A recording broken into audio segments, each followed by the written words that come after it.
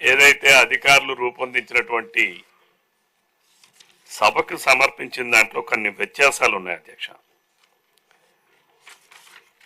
14వ ఆర్థిక సంఘం 15వ ఆర్థిక సంఘం ఈ రాష్ట్రానికి వచ్చినటువంటి నిధుల్లో నేను స్ట్రైట్ గా తమ ద్వారా గౌరవ ఉప ముఖ్యమంత్రి గారికి వారి దృష్టికి తీసుకొస్తున్నాను అధ్యక్ష. 2019-20లో 2336 కోట్లు అని చెప్పారు అధ్యక్ష.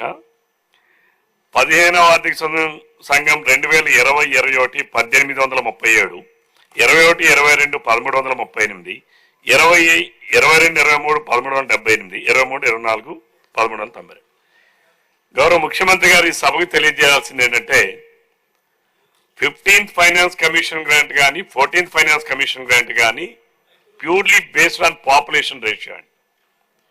SC, ST, BC and other population variation లేనప్పుడు గ్రాంట్స్ ఎవ్రీ ఇయర్ ఎందుకు తగ్గుతా వచ్చింది? What is the reason? 15వ ఆర్థిక సంఘం నిధులైనా 14వ ఆర్థిక సంఘం నిధులైనా almost it's also per capital calculation మీద రిలీజ్ అవుతుంది.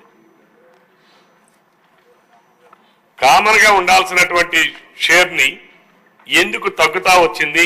ఇది వివరించాల్సినటువంటి వివరణ ఇవ్వాలని చెప్పి నేను కోరుతా ఉన్నాను అధ్యక్ష. రెండవది 2023-24 రిలీజెస్ 1392, 696 కోట్లు రిలీజ్ చేసా ఉంటున్నారు. ఆర్థిక సంవత్సరం అయిపోయింది, ఇంతవరకు ఎందుకు రిలీజ్ కాబడలేదు? ఆ నిధులు కేంద్ర ప్రభుత్వం విడుదల చేసిన తర్వాత ఎందుకు గ్రామ పంచాయతీలకు విడుదల కాబడలేదు? ఇంకోటి కూడా ఉంది అధ్యక్ష. గ్రామ పంచాయతీలు అంటే 73 రాజ్యాంగ సవరణ ప్రకారం ఇవన్నీ కూడా లోకల్ సెల్ఫ్ గవర్నమెంట్స్.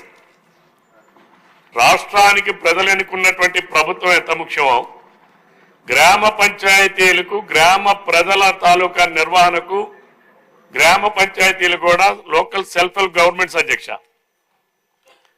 వాటికి అనేక రకాలైనటువంటి నిధులు రావాలి అధ్యక్ష. గత 5 సంవత్సరాలు ఏదైతే వైఎస్ఆర్సీపీ ప్రభుత్వం అధికారంలో ఉన్నటువంటి రోజుల్లో కూడా ఇప్పటికీ కూడా ఇవ్వనటువంటిది తలసరి ఆదాయం, పెర్ క్యాపిటల్ గ్రాంట్. ఆ వివరాలు కూడా ఇవ్వాల్సినటువంటి అవసరం ఉంది అధ్యక్ష. పెర్ క్యాపిటల్ గ్రాంట్ కూడా ఇవ్వలేదు అధ్యక్ష.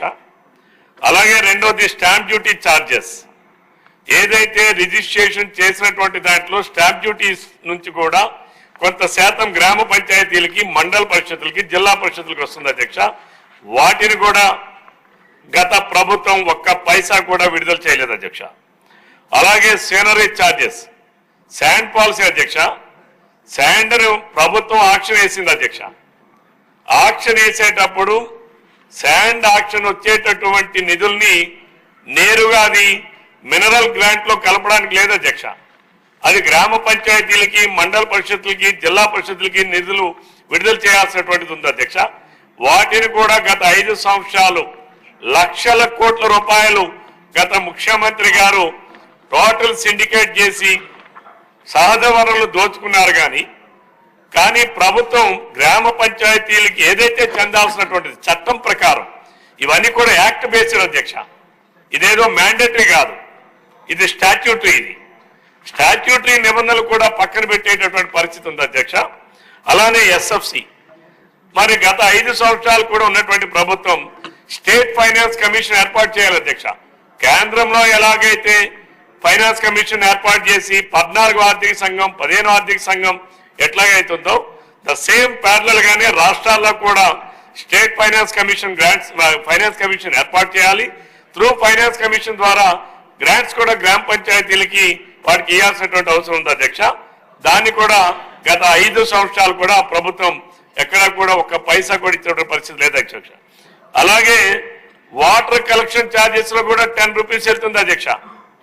అది కూడా ఇవ్వలేదు అధ్యక్ష. నేను అడుగుతా ఉన్నాను స్ట్రైట్ గా గౌరవ ఉప ముఖ్యమంత్రి గారిని, నిజంగా ఈ నిధులన్నీ కూడా కేంద్ర ప్రభుత్వం విడుదల చేసినటువంటి 14-15వ ఆర్థిక సంఘం నిధులు గ్రామ పంచాయతీలు విడుదల చేసి ఉంటే గ్రామ పంచాయతీ సర్పంచులు ఎందుకు రోడ్ల పైన అడుక్కునే పరిస్థితి వచ్చింది అధ్యక్ష? 2019-20 అప్పుడు బాడీస్ లేవు అధ్యక్ష. 2020-21 బాడీస్ ఏర్పడ్డాయి అధ్యక్ష. 21-22, 23-24 అనునిత్యం మనం కూడా పత్రికల్లో చూసాం అధ్యక్ష. గ్రామ పంచాయతీ సర్పంచులు ఎంతో మంది రోడ్ల పైన అడుక్కునే వాళ్ళు అధ్యక్ష.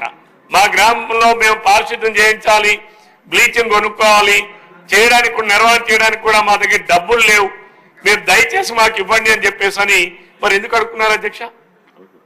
అలానే దీనికి వివరణ ఇవ్వాలి అధ్యక్ష. ఈ డబ్బులు మీరు రిలీజ్ చేసా ఉన్నారు, ఎవరికి రిలీజ్ చేశారు? గ్రామ పంచాయతీలకి ఏ ఒక్క గ్రామ పంచాయతీ ఖాతాకైనా మీరు విడుదల చేశారా? మీరు కేవలం సభకి మన అధికార యంత్రాంగం తప్పుడు సమాచారం ఇస్తే ఎవరు చెప్తారు అధ్యక్ష? దీని ద్వారా ప్రజలకి ఈరోజు గ్రామాల్లో ఉన్నటువంటి 3,54,00,000 మంది జీవన ప్రమాణాలు మెరుగుపరిచేటటువంటి బాధ్యత ఉన్నటువంటి లోకల్ సెల్ఫ్ హెల్ప్ గవర్నమెంట్స్ అధ్యక్ష. మీరు నిధులు విడుదల చేశారని ఏ ఒక్క గ్రామ పంచాయతీ నుంచి అయినా మీరు ఎక్కడైనా అకౌంట్ చూపించండి, ఏ అకౌంట్ విడుదల చేశారో చూపించమనండి. కాబట్టి దయచేసి దీనిపైన పూర్తి వివరణ ఇవ్వాలి అధ్యక్ష. ఏదైతే నాకున్నటువంటి సమాచారం, ఆ రోజు ఉన్నటువంటి ప్రభుత్వం కేవలం ఇక్కడి నుంచే ప్రభుత్వం నుంచే ఎలక్ట్రికల్ ఛార్జెస్ కట్టామని చెప్పి ఆ రోజు పత్రికల్లో చూశాం అధ్యక్ష. నిధులైతే విడుదల కాలేదు అధ్యక్ష. దయచేసి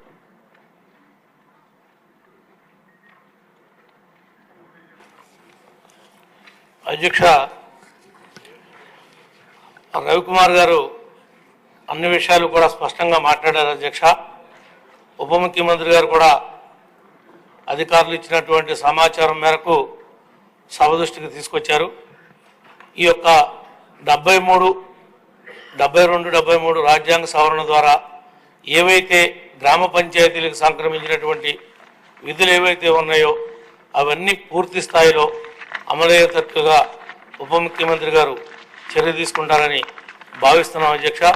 ముఖ్యంగా ఈ ఎల్ఈడి లైట్ల విషయంలో కానీ మిగిలిన విషయాల్లో కానీ పంచాయతీలకి పూర్తిగా స్వేచ్ఛనిచ్చి ఆ యొక్క శాఖకి మీరు ప్రాధాన్యమైనటువంటి శాఖ, గ్రామీణ రోడ్లన్నీ కూడా ఇబ్బందుల్లో ఉన్నాయి, మీరు ప్రత్యేకంగా దృష్టి పెట్టి మరి ఈ శాఖని ప్రక్షాళన చేస్తారని మనస్ఫూర్తిగా భావిస్తున్నా.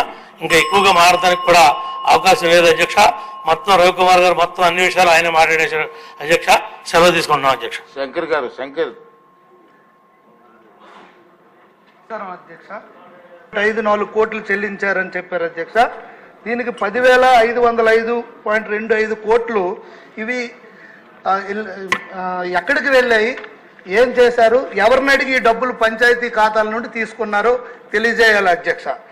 ఇప్పుడు రాజ్యాంగం 73-74 సవరణ ప్రకారం 243G ఆర్టికల్ 11వ షెడ్యూల్లో పేర్కొన్న విధంగా సర్పంచులకి మీకు తెలిసిందే అధ్యక్ష చెక్ పవర్ ఉంది.